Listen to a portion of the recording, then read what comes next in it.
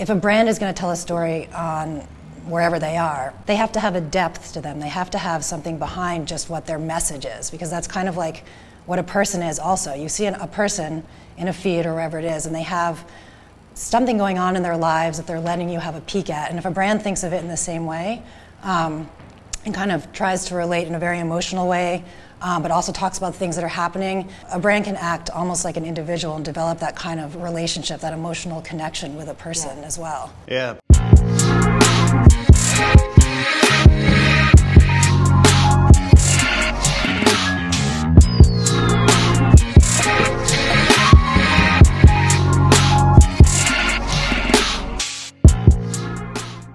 Hi, I'm Jeremy Hull.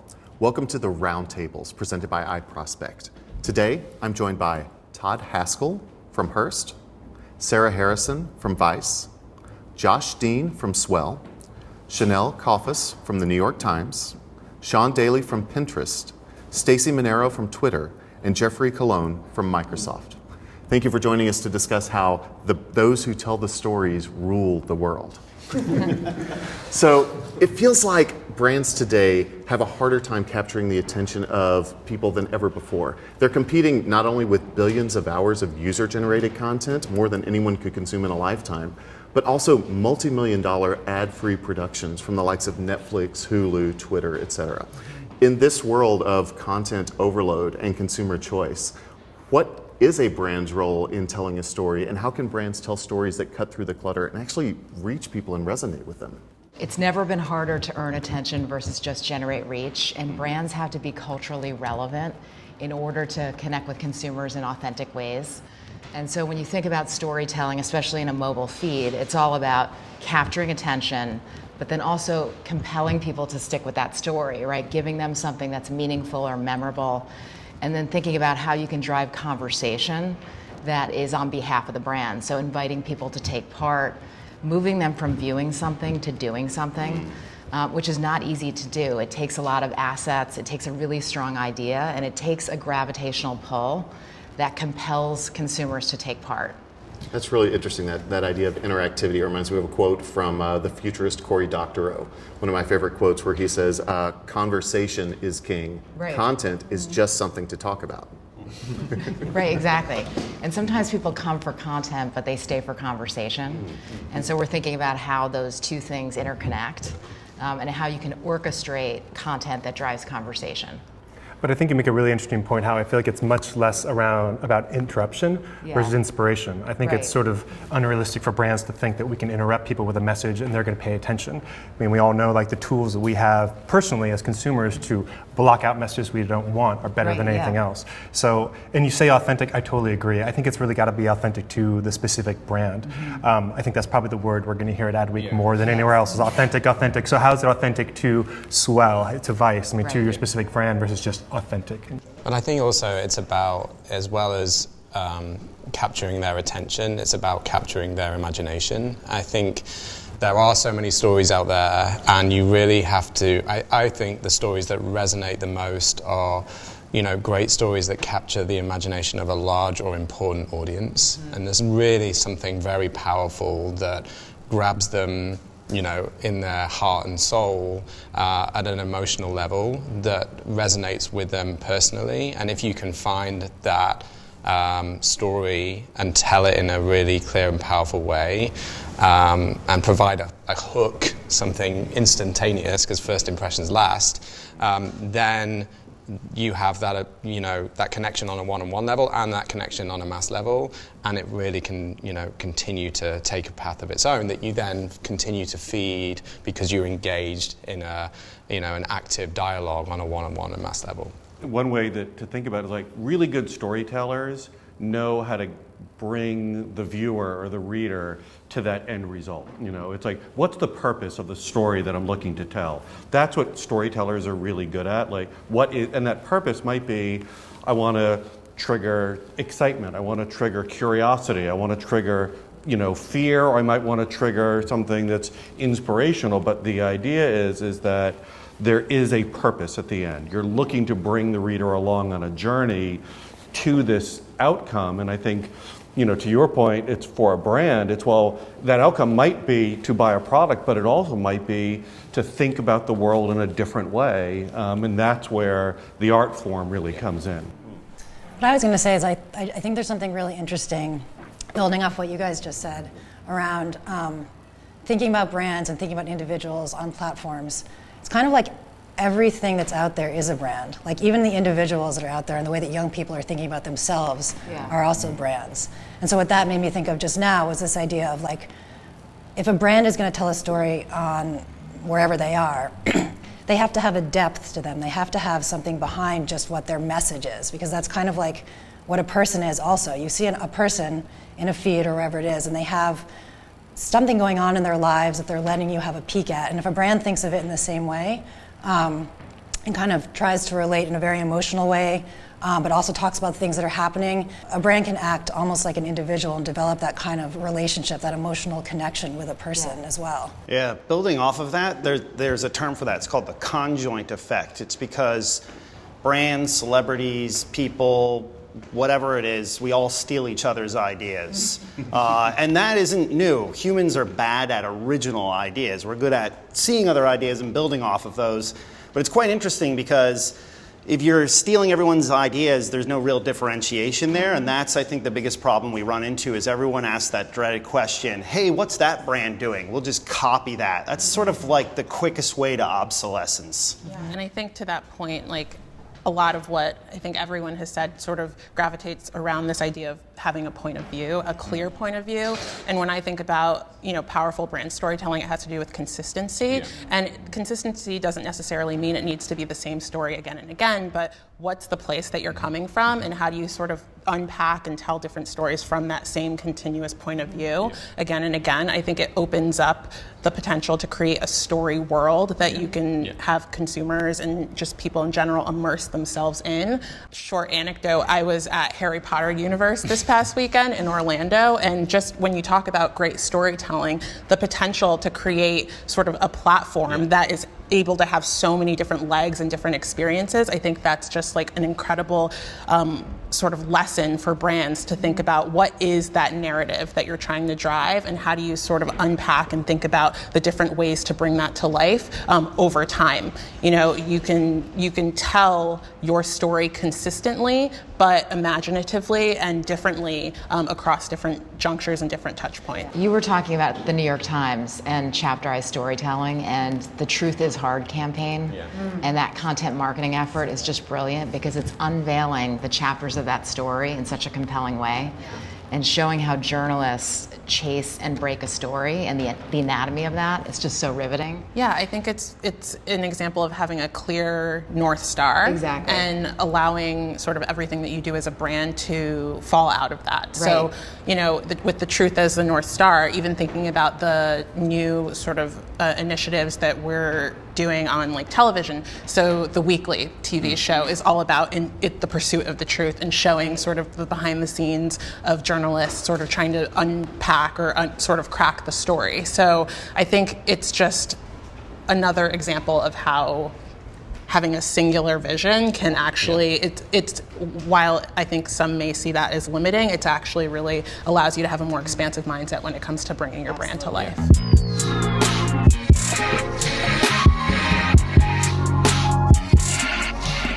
It's much more common now for brands to be storytellers, but a lot of brands, when they get into it and they haven't done it before, they can struggle with that authenticity piece because they don't think necessarily of what their product stands for. They just think, what do I want to say, or what do I want people to think? And so I think the most successful brands are the ones that go back to their product and think, what does my product do? And then how can I tell my story from there? And so that's how you build that kind of real personality and that real depth. You teed me up nicely. Oh, good. Excellent. No, there were a few things there that I think as the sort of brand in around the table are important. One is, Chanel, to your point, I think in the art and craft of storytelling, marketers in particular can either do a great job or a really bad job. And the ones that do a bad job are the ones that look at a story as a campaign, and they're kind of, here's the campaign, here's the story, and then they're kind of one and done. It's like a 4-week story, and then they move on to the next thing, where that isn't a story, that is a campaign.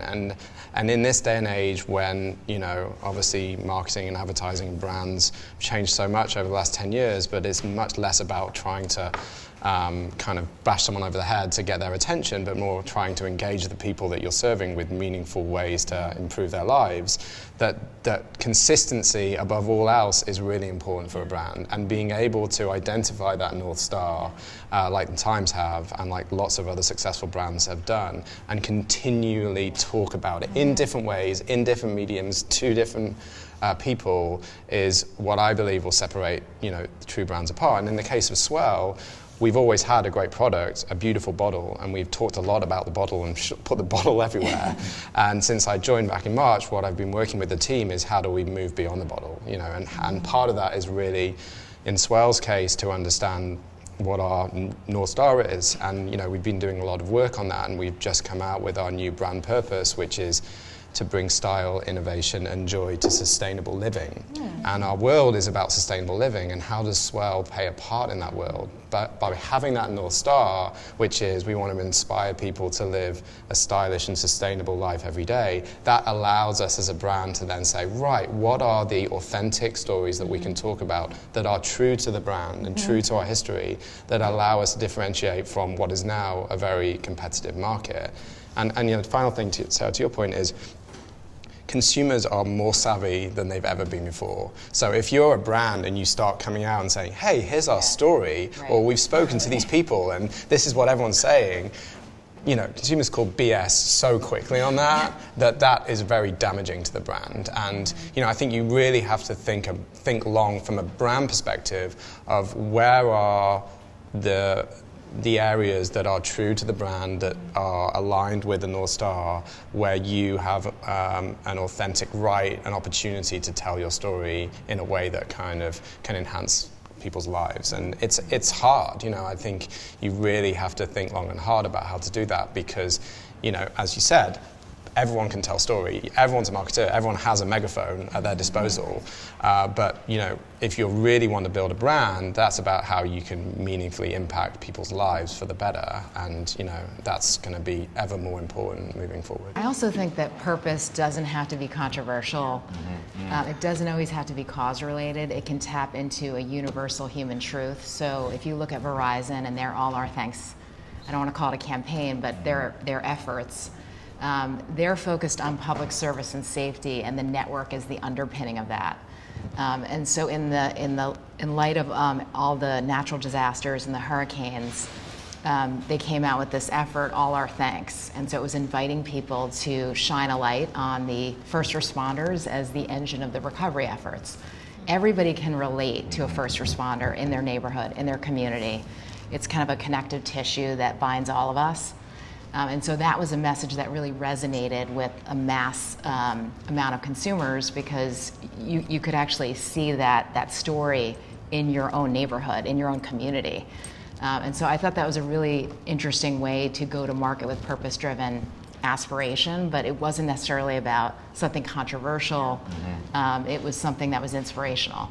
Do you think there's power in, so first off, do you think this purpose-driven narrative where brands are aligning themselves with societal purpose or something like that, do you think that's going to grow? And do you think there are any things that are too controversial or too dangerous? And the thing that comes to mind, of course, is Levi's and their very strong stance on gun control. And their CMO saying, I have no problem being an activist CMO. This is where I'm aligning my company. And that has got them a lot of benefits, but it's also been, I mean, it's a risky proposition. You could alienate your customer base. So do you think brands are going to lean into cause-based marketing? And do you think there's anything that is just strictly off limits that no brand could make work with regard to causes? Yeah, I mean, I think it'll grow. I think one of the things I'd love to see a brand do this year is run a campaign or run a story around how they are dumping consumer data because they don't need it anymore. It's actually instilling privacy and trust. We never hear that very much. Well, I have to admit, when I installed the new version of Microsoft Office, I got a nice little pop-up saying Microsoft will never use, share, or sell the data you enter into Microsoft Office. It was nice and subtle, but it was, you know, it's coming from a point of authenticity. And I think that's an important area. I mean, you're not going to have many brands like, I think we all know the example of Patagonia, and it makes the most sense because it's an outdoor brand.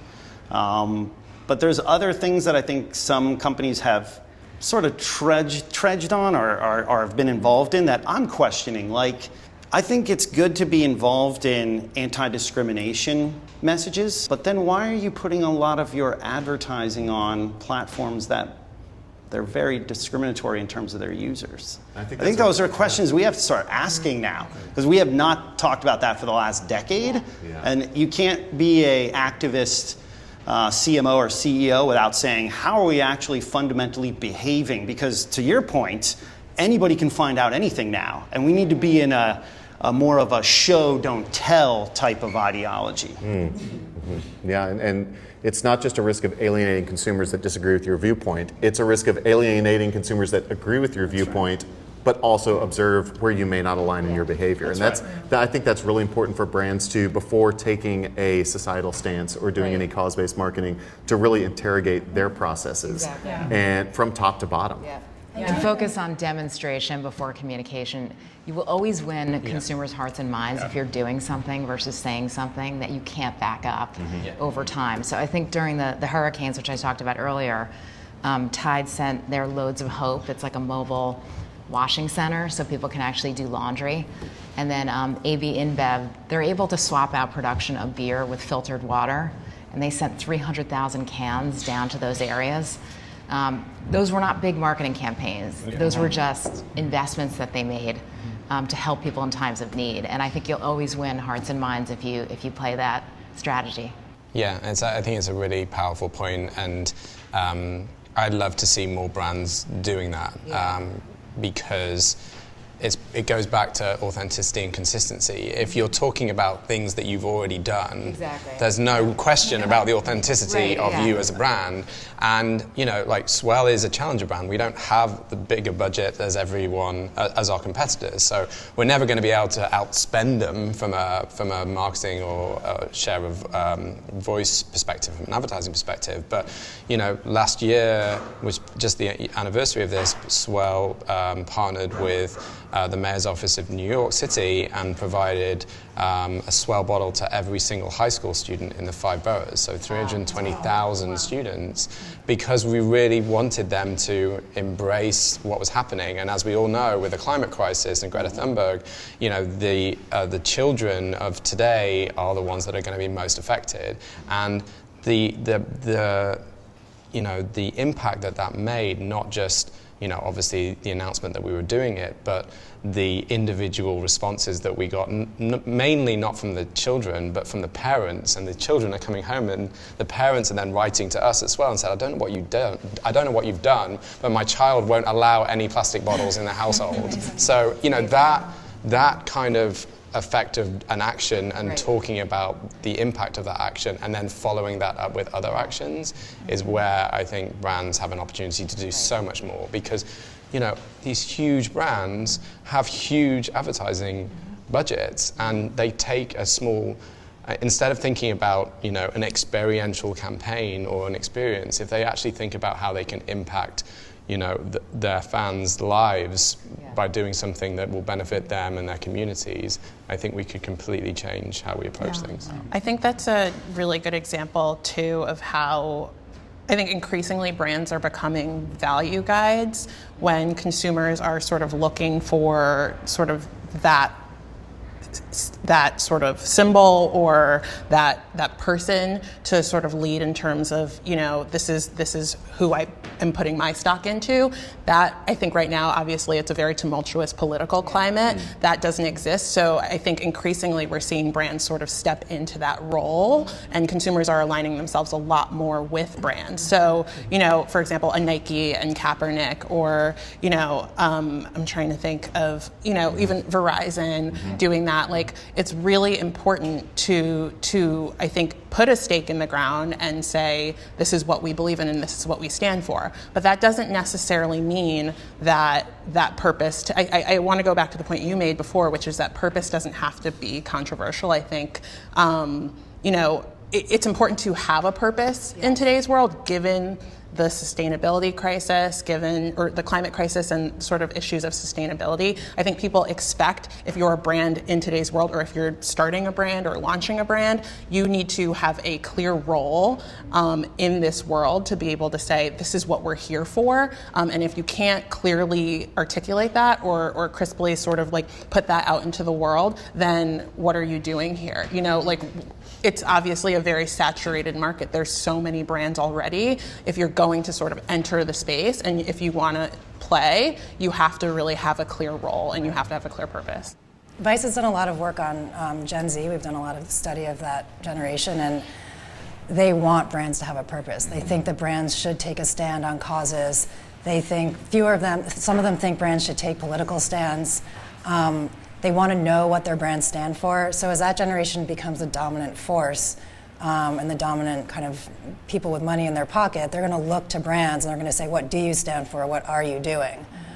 So I think that to the question of, are we going to see more of this? I think it's inevitable. I mean, I think that people are, especially with increasing transparency and kind of, it used to be that you could really control your own message as a brand, and whatever your comms department and marketing department put out there, that was what people thought. And now anyone can say anything they want about your brand.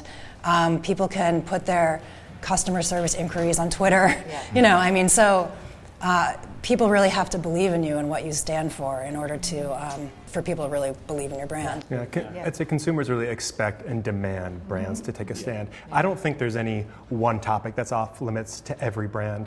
But that being said, I don't think all brands have the license to weigh in on anything. I mean, it's got to be really innate to their DNA. But us as marketing leaders, we've got to give time for that story to breathe. We can't roll out a new story or campaign and then in 6 months say, okay, where are those engagement KPIs you told me? I mean, we have to let this go for years and years. It can't really just move with the tide or change with the wind necessarily. And we've got to make sure we pick a story and really stick with it. I think the other part of it is how do brands partner with voices in media, whether it's Vice or the New York Times or Hearst brands.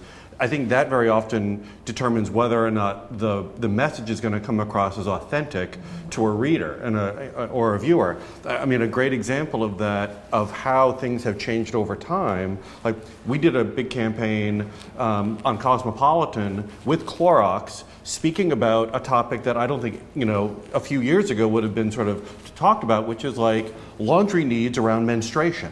Now, like you say, you're like, well, is that an off-limits topic? Well, no, because half the population has that as an issue. When you have a brand like Cosmopolitan, which speaks, with the voice of a young women's generation, with Clorox talking about the realities of human life, and it was done in a really funny way, it came across as authentic. It came across as speaking in a way that a viewer could really engage with, and I think that's where it's also really important. We used to talk about borrowed equity. It's about borrowed credibility as well. So it's partnering with publishers or platforms or influencers that align with your values and that can reach new audiences when you have a message that you want to share. But I do think there's a thin line between having borrowed credibility and pandering, because I think sometimes I've seen a lot of examples of brands that are trying to lean into whether it's the diversity conversation, like everyone's about diversity and inclusion these days,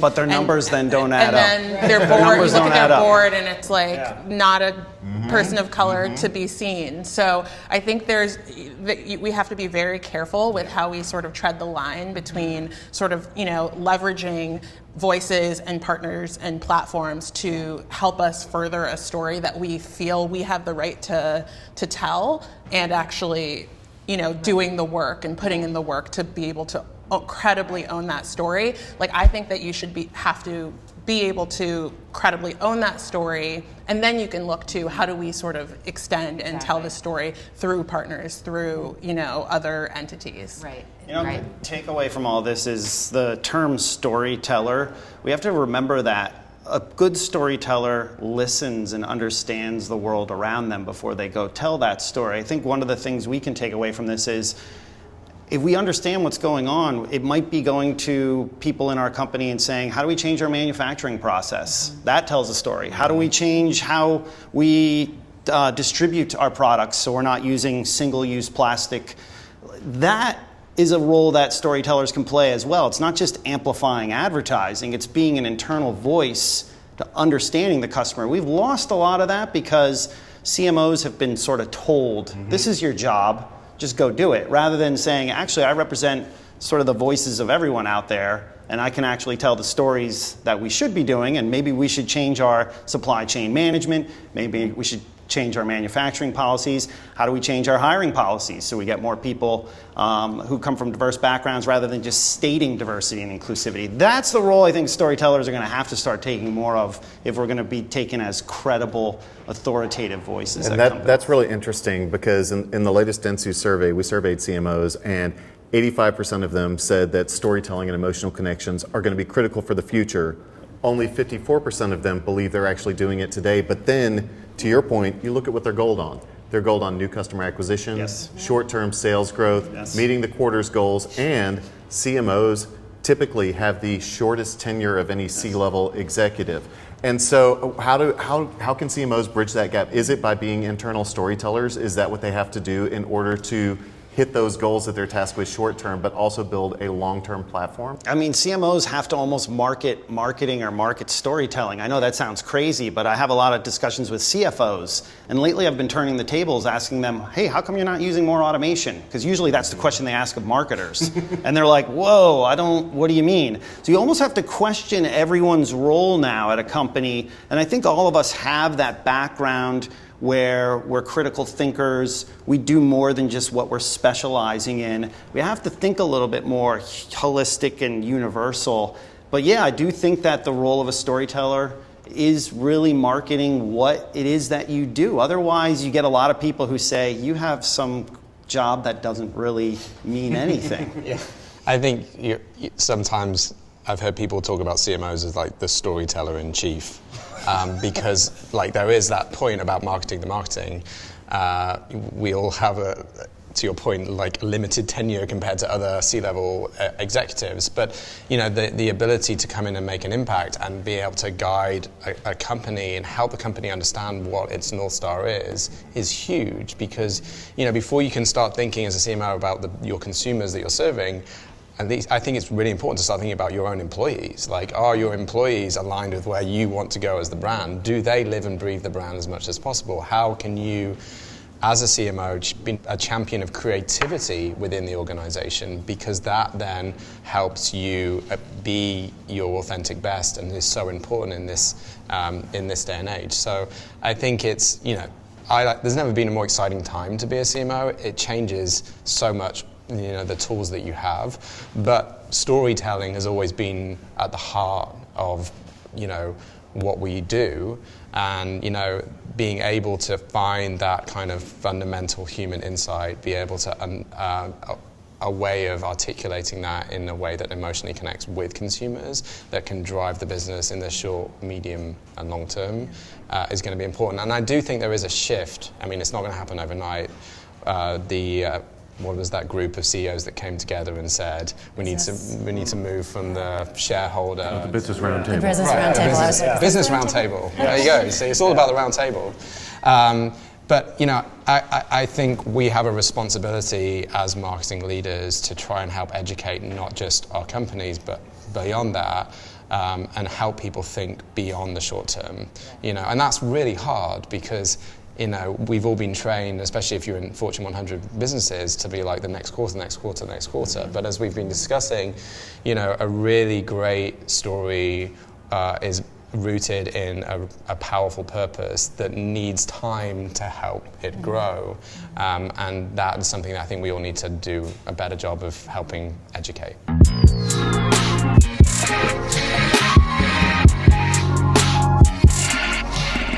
I think there's a second challenge, though, not just with CMOs meeting shareholder goals, but also with consumers. So one of my favorite quotes is from Yogi Berra, great pitching will always overcome great hitting, and vice versa. So we've talked a lot about how Gen Z is going to be aligning with brands that exhibit the values they want to support. But in the latest iProspect client survey, 38% of marketers were worried that convenience would trump brand values and brand engagement. If a brand is able to make it so easy to purchase or engage, that might actually win out over someone aligning themselves with purpose. How do you think that's going to play out? I personally think that it depends what the category is and it depends what the brand is. Sometimes convenience will win out if it's like a very commoditized category where you're thinking about price and you're thinking about ease of use. Like you think about the dominance of Amazon and Amazon Prime, and then Walmart coming in with its one-day shipping. Convenience will win out in that category. But in a different category where you're not thinking about, I need to get the cheapest thing, you're actually thinking more about the value, you'll make a different choice. And so I think that for a brand that is focused on kind of bottom of the funnel, real like ROI, that will be, convenience will play a major factor. But there will always be categories where that's not the case. And I do think that even for the convenience piece, if there's two things that are kind of equal convenience, like you think about Walmart and you think about Amazon, but then you're more aligned value-wise with one of them, that will be your differentiating factor. Yeah. And so there's only going to be so much convenience in the world that you can get. Lyft and Uber are very similar. People dropped Uber to move to Lyft because they aligned more with Lyft's values and less with And now Uber's people values. are dropping Lyft to go back to taxis. Not kidding. The world is a remix. It's actually happening again because of a lot of things happening in California, but I digress. Yes. Your point is exactly right, particularly with Amazon and Walmart. And to go back to Doug McMillon, who's the CEO of Walmart, is the chair of the Business Council, which just talked about the goal of the organization is not just increasing shareholder value, it's also about a broader purpose. And I think it's no coincidence that Walmart at the same time takes a stance on things like around guns, takes a stance on things like enabling their employees, their associates, to achieve a degree for $1 a day as part of their employees, because Walmart is recognizing that that attitude amongst their customer base is going to absolutely influence that. If all else is equal in terms of convenience, do I think that Walmart is doing something that actually aligns with my values? And I think they're doing a really interesting job of changing the narrative around that. Sometimes we've looked at the industry in a very binary way. Either it's creativity or sales.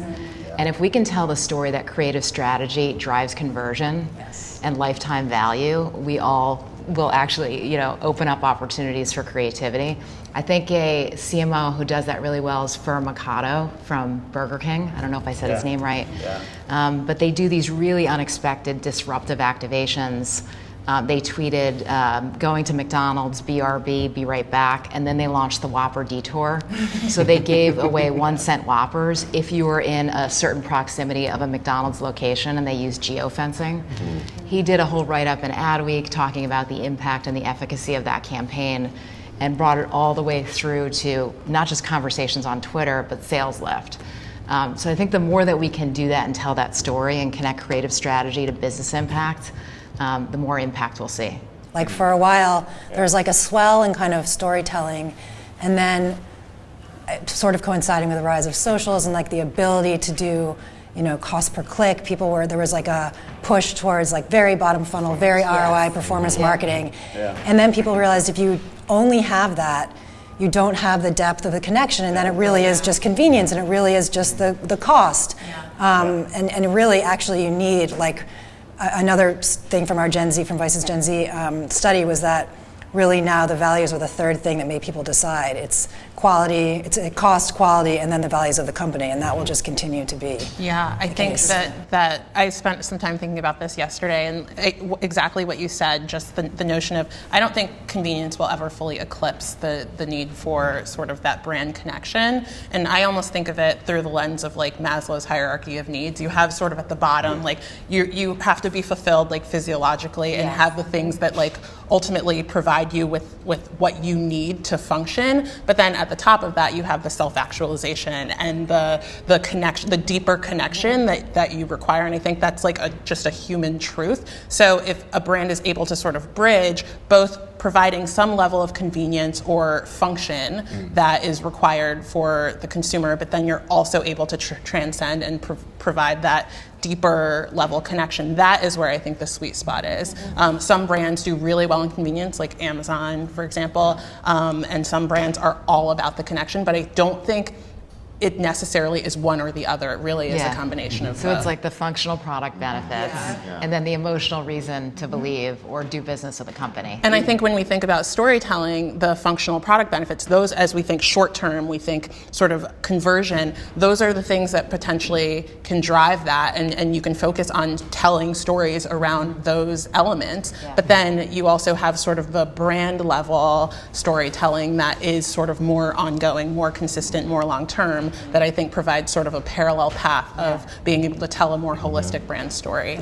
A subscription brand I think did that really well was Imperfect Produce. You guys are familiar? Oh yeah. You know, 20 million pounds of produce is thrown away every year. And so they found produce that didn't meet the the sort of the beauty standards of supermarkets. The carrot is curved, like the egg is too large to fit in. The eggplant's kind of twisted. Yeah, exactly. And it's a subscription box. The thing is, when we describe that, we're all picturing like the terrible apple and the bottom with like the worms in it. So what they did is take beautiful close-up photography and put that on Pinterest, a visual first platform, and you see that and you're like, wow, actually this is beautiful stuff. Like, what am I talking about? I had something totally different in mind when I pictured this, and they put it on and they outperformed the other channels by 30% in terms of bringing in more more users. So I think it's possible to do both, to have that direct consumer brands tell great stories. And how did people come across that content? Was it contextual to the pin boards that they were looking at? Exactly, looking for recipes for eggplant, and then you've got this, and it captures your attention. Yeah. You're like, what is that strange eggplant? I haven't quite seen that before. Captures your attention. Like it felt organic to the experience that it was in. To their place that they're engaging, so they're not as likely to skip. So I hate to wrap this up. This has been absolutely fascinating, and I've loved hearing the perspectives. This has been very inspirational, but we are coming to a close on time. So what I'd like to do to wrap this up is ask one final question to the group. So we've talked a lot about how brands can align themselves with purpose. We talked about where the misses are or where brands might appear inauthentic. And then we've talked also about kind of the challenges and the multiple ways consumers consider brands. Casting an eye forward 10 years from now, I almost feel like convenience will not be a differentiator anymore. It's a race to the bottom. Everyone's going to have to meet those rising expectations of convenience. And so I'm hopeful that in 2030, brand storytelling will be even more of a differentiator and apply to a wider swath of people, and convenience won't even be a consideration. So casting your minds forward to 2030, what technological achievement or storytelling approach or brand narrative, where do you see brand storytelling really coming into fruition 10 years from now, and what about that gets you excited? Something we've been thinking a lot, again, going back to Gen Z, I guess I've been doing a lot of thinking about Gen Z. The idea that generation is the first majority non-white generation. Many of them don't identify as heterosexual. Many of them are consider themselves neutral on the masculine-feminine divide. I'm really looking forward to seeing that kind of point of view, what that fluidity and that kind of, it's like post-diversity point of view, it's like individual point of view, how that manifests itself in storytelling. And I'm looking forward to seeing that coming from the inside of a company, not just saying, okay, let's make sure that when we are on camera, we have one person of each race. Like, that's not what it's about. I'm looking forward to seeing when the company makeup is that generation. What are the types of stories that they put out? How do they make things that are individual and represent the individual, and still also represent the brand message? So that's kind of what I'm excited about for the future. I think the huge pendulum swing, if I go back to 2009, it was a person with a hoodie, a white male, who created a startup company, a unicorn, so to speak. Most of that's burning down around us, literally.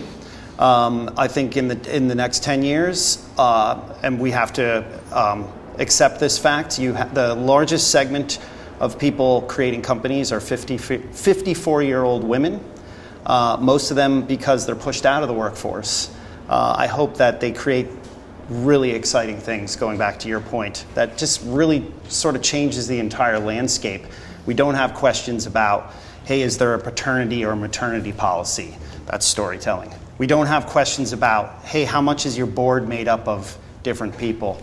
Again, these are all things that tell stories on how we approach and accept brands. And I think, we're going to sort of have to go through a downturn to go, I think, toward an upswing, because some people are just going to say, enough is enough, I'm going to go create my own brand. We know we can do that with automation and a lot of the commerce that's out there. And that's something that I think a lot of big brands, legacy brands, they haven't thought about at all. It's like piracy in the music industry. Music industry, the movie industry, they always think about their competitors. They never think about piracy. Brands, they don't think about the upstarts. They don't think about the person that they let go who's going to go start something else that's going to put them out of business. Yeah. I think the other thing to think about is, there's a lot of discussion now about data, who has it, who should have it, who shouldn't be able to use it. And then there's storytelling, but for the most part, those are separate conversations. I think something that is absolutely going to happen is, how is the understanding of data, insight into consumers based upon data, influencing storytelling, both the shapes of those stories and the distribution of those stories. And that all of a sudden, where historically the market has been very much, you have your right brain and left brain, people within the organization, and we have the data nerds over here, we have the storytellers over here, and God forbid that they talk to one another. Now all of a sudden, and we do this all the time, is, when we're having a creative development sort of brainstorm, we bring the data scientists in to say, well, what's the insight that we can extract from 1 billion customer interactions that we have a month, and how can that influence storytelling, both in terms of the creation of that story and how we deliver that story to the right consumer at the right time. So I think that's the other thing that over the next few years is, you're going to just have this confluence of two very disparate parts of the mindset into one. So one thing we haven't talked about is culture. So we did some research that showed 25% of a consumer's purchase decision is driven by cultural relevance from a brand. And so when we all think about culture, it could be sneakers, it could be Lizzo, it all means different things to different people. But having a strategic approach that connects a brand to culture in a meaningful way, I think, is an enduring strategy. And I think you're going to see that number rise over the next decade. It's just how we bring those stories to life, how the brand expresses that connection to culture in authentic ways will be something driven by better insights, better strategic planning, and better storytelling. Another thing that we haven't spoken about, which I think about a lot when it comes to brands, is, I agree with you totally, by the way. I hope that next year we're not talking about diversity or inclusivity or even sustainability, but 2030 is a big year, because that's the year after which is the point of no return in terms of the climate crisis. So it's we have a responsibility in the next 10 years to really sort this out. But I think that the other thing that I love to see when it comes to storytelling is, I think that we've spoken a lot today about brand purpose, but I think we need to go beyond brand purpose and start really thinking about the humanity of a brand, like what's underneath the brand in its soul, and what are the stories that we can tell about that. Like, brands are living and breathing things. Companies evolve. Companies are human, and companies make mistakes or are not perfect. And showing that imperfection, which we're starting to see now a little with companies and on Instagram and other social networks, is where you are sort of peeling back the onion, and there's so much richness there, but it takes a step, whether that be on an individual level to open up, or a company or a brand or a culture, etc. So I would love us to be in that place where we are, having, much more, much deeper stories that really kind of reveal, the imperfections of the world. I love that. Yeah. Wonderful.